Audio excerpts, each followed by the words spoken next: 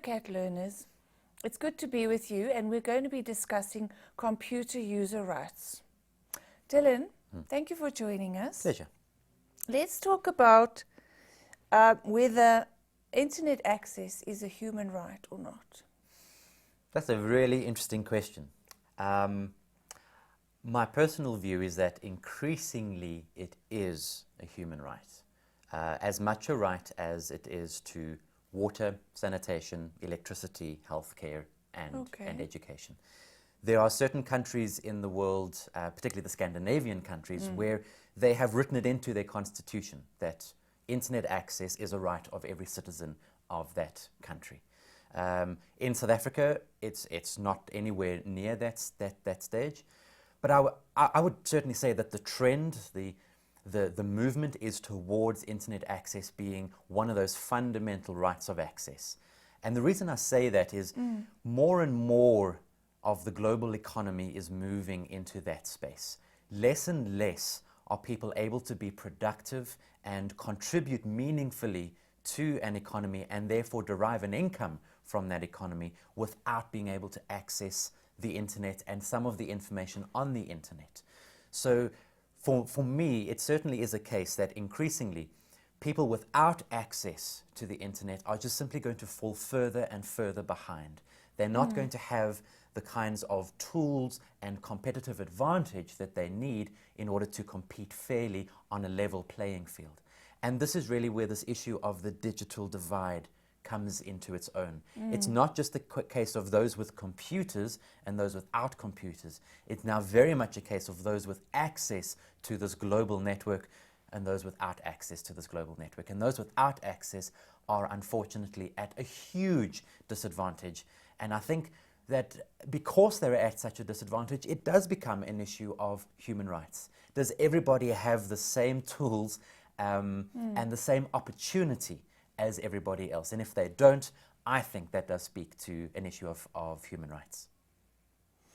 But that raises a huge issue of how do you get internet access to impoverished areas, rural areas, areas that are kind of miles and miles and miles away from anything and everything.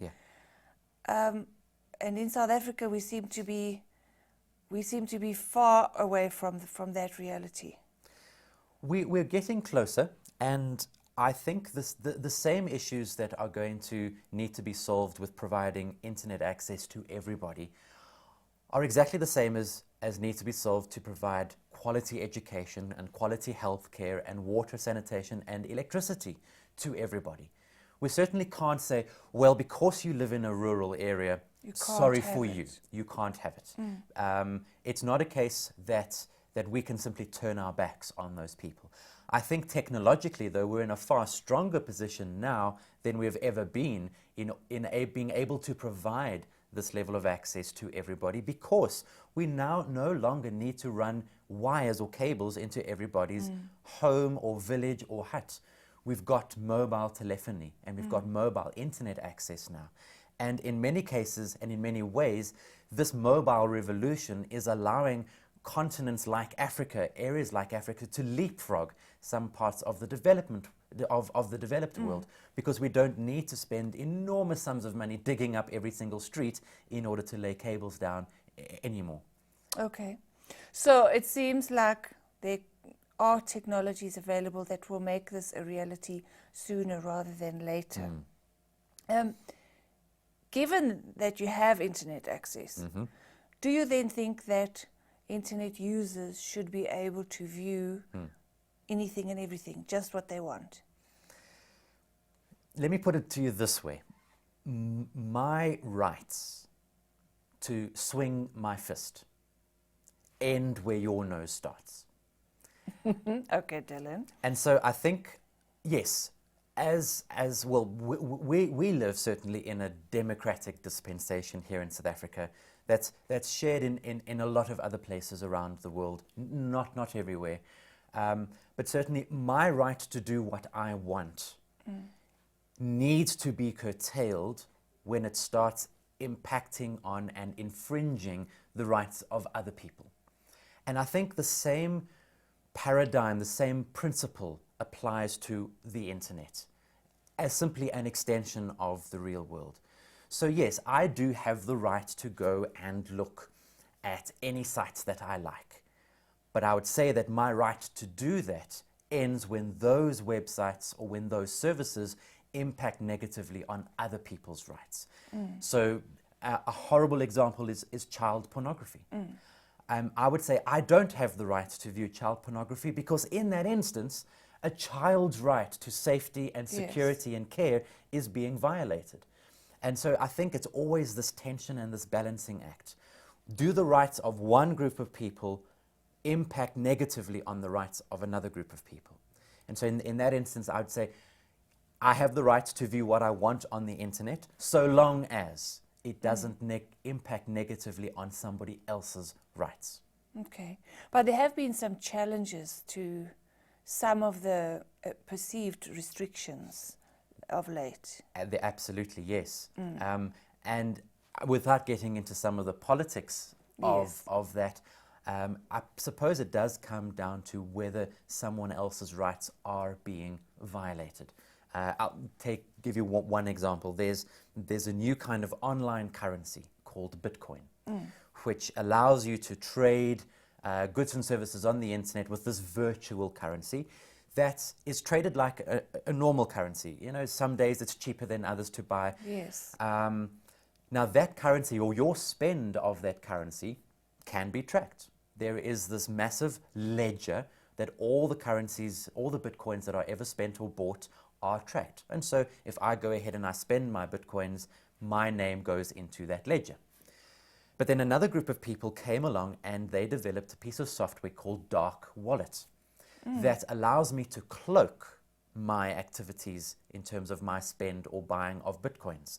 Now, some people say that that should not be allowed because suddenly now I'm able to use Bitcoins to do nefarious things. I can buy narcotics or I can buy a hit on someone I don't like.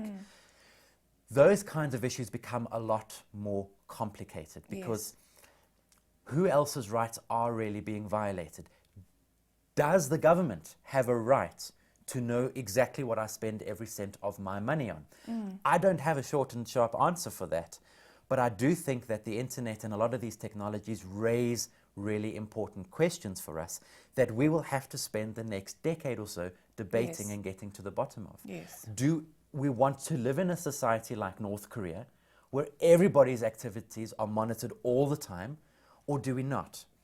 And in many cases, that's a democratic conversation that needs to happen, and an entire society needs to decide what kind of world they want to live in. And I think this is precisely the point. There is going to be a lot to discuss on an ongoing basis over the next decade, or who knows, even more. So get chatting about it, get thinking about it every time you access something on the internet, if you are fortunate enough to be able to do so. Now let's talk about privacy rights. Do computer users have privacy rights? And I think we can go on later just to say, well, there are times when personal information is misused, and we need to perhaps think about what to do in that kind of situation. Absolutely. I personally think that, yes, your life on the internet should attract the same kind of safeguards to privacy as your life off the internet. That being said, your ability to give away your privacy on the internet is often a lot more easily done than offline.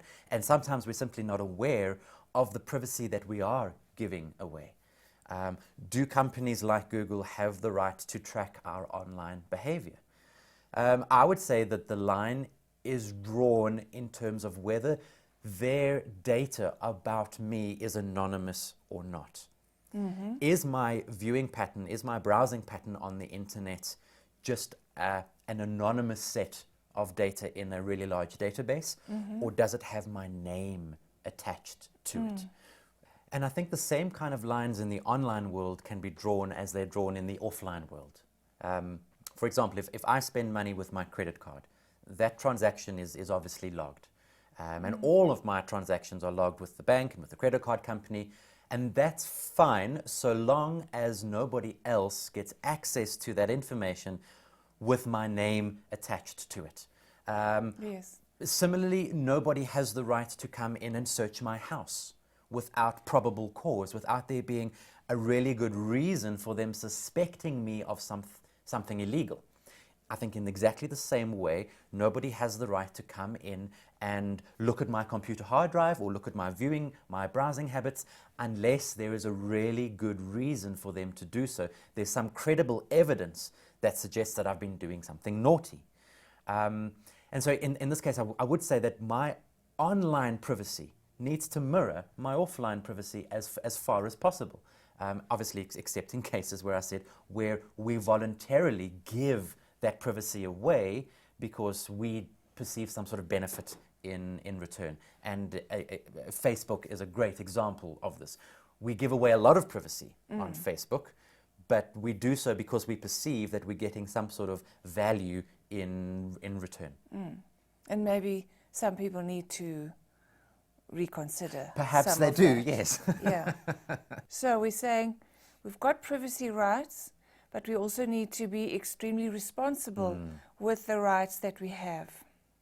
Now, Dylan, there's these big words: plagiarism, piracy, and copyright. Yeah. Can we talk about those, please?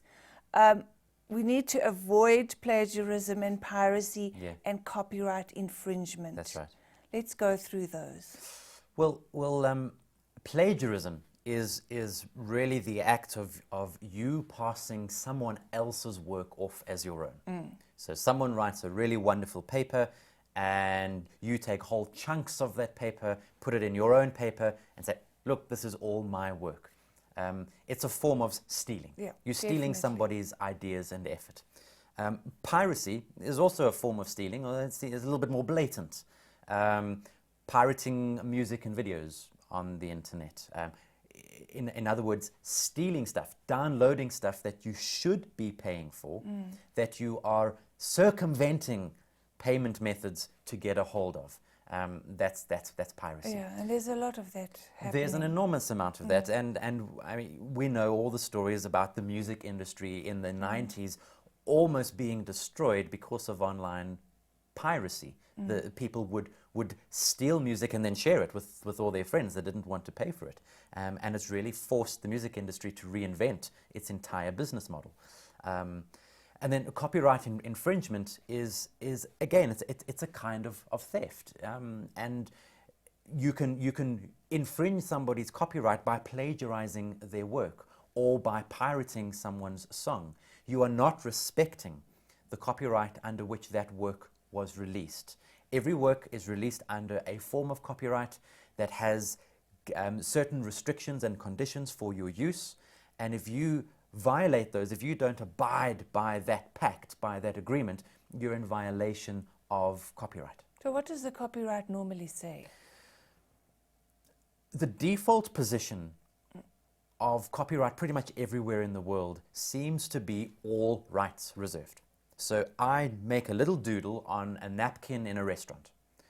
I don't even need to apply for copyright. That's my work, and the default position is it's my work and I reserve all rights. You may not do anything with that work unless I give you explicit permission. You may not even put it on your blog. You may not even put it on your blog unless I give you explicit permission. Okay. But now the internet is challenging that kind of copyright regime, which was fine in the kind of the pre-internet days. And really what copyright and those kinds of laws were meant to do was meant to protect people's effort so that it would encourage innovation. It would encourage people to risk something in creating new works, new ideas. Okay. Because if someone thought, well, I'm going to create this new work and everyone's just going to use it, there's no incentive for me to actually create it. And so that's where copyright came in. But as I said, the internet has challenged that because with a few clicks, I can link to somebody else's work. Generally speaking, most people will not have a problem with that so long as you attribute that work correctly. So long as you say, well, here's a great photograph taken but I didn't take it, and I'm not claiming I took it. Here is the link to the original photographer. This is his website. This is how you can get hold of him. And in that kind of transaction, sure, I'm getting the photograph to use in my blog, but I'm also doing some free advertising for the photographer. So there's kind of a quid pro quo. Now that quid pro quo breaks down if I try and pass that photograph off as my own, or if I don't attribute it back to the photographer. Okay. Now, this brings me to a question about Creative Commons. Because that seems to change the playing fields a little bit. It does. Well, what Creative Commons is basically, it's a copyright law. So you don't lose any of your copyright ownership. All that Creative Commons does is it changes the defaults. So no longer does the default have to be all rights reserved. You can release a photograph, a piece of music, a blog, anything you like under Creative Commons license and change the default. And some of the defaults can be changed to say, you may use this however you like, wherever you like, so long as you attribute me. Others may say you may do whatever you like with this, so long as you don't make any money from it. That's right. That's putting a non-commercial restriction on it. Another form of Creative Commons says, you may do whatever you like with this, so long as whatever you do, whatever work you build on top of my work, you release under the same license that I did. And what that does is it has a tendency to keep the commons growing and alive. And then probably one of the most restrictive parts of Creative Commons is to say no derivatives. And really what that means is, here's my photograph, but you may not change it or alter it in any way. You may use it, you but may not use it, touch it. but not alter it, not change it in any way. And so really what Creative Commons does is it gives the right to creators of works as well as the users of works a new set of default positions, without my having to go back to the photographer and say, listen, I really want to use your photograph in my blog, can I do it? If that photograph was released under Creative Commons and I still abide by all the conditions, then everybody is happy.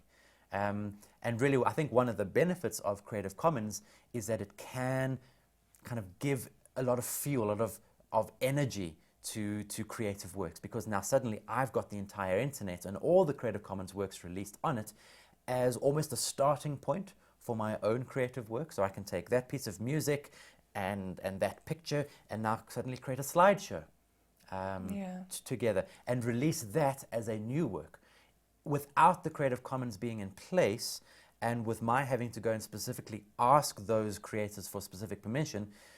Well, that's just too much trouble. I'm not going to bother. But suddenly now, it's quite easy for me to do, and it just keeps that creative energy going. Yeah, great. Thank you, Dylan. I think it's quite simple. You don't plagiarize, that's a form of stealing. Don't conduct any form of piracy, that's stealing. And don't infringe people's copyright. Mostly that means check out what the copyright conditions actually are. And if you find Creative Commons stuff, great, you still need to check it out. Yeah. You still need to abide by certain things, but it's usually a lot more flexible. Yeah. Thank you so much. It's been interesting chatting to you.